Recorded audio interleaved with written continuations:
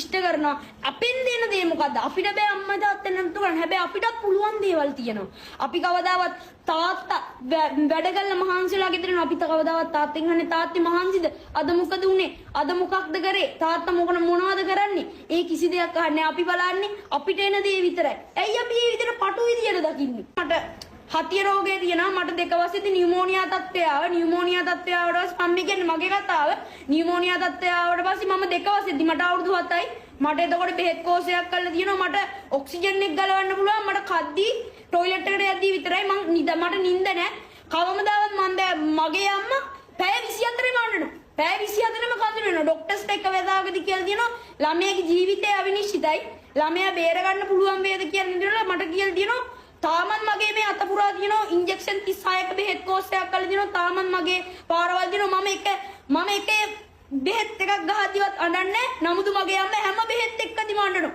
හැම එකේම අඬනවා මුළු මේක දෙවනත් වෙන්න මට එක ගහනේ කට්ටක් ගානේ මගේ අම්මා අඬලා තියෙනවා මගේ තාත්තා රෑ එළි වෙනකම් මේක ළඟ ඉඳලා තියෙනවා නිවාඩු දාලා වැඩට යන්න නැතුව මගේ තාත්තා එතන ඉඳලා තියෙනවා කවදාවත්ම මාව තනි කරන්නේ නැතුව එවැනි කැපකිරීම රාශියක් කරන්න පුළුවන් දෙන්නෙක් තමයි මෙන්න මේ අම්මයි තාත්තයි කියන්නේ හැමෝටම කියන්නේ කවදාවත් අම්මගේ තාත්තගේ හිත රිද්දන්න එපා එච්චරයි මට කියන්න තියෙන්නේ මම කැමති ඔයාලා කවදාවත් මේ වගේ දැනකට අවිල්ලා අම්මයි තාත්තයි ගැන කියන්නේ කවදාවත් පැකිලෙන්න එපා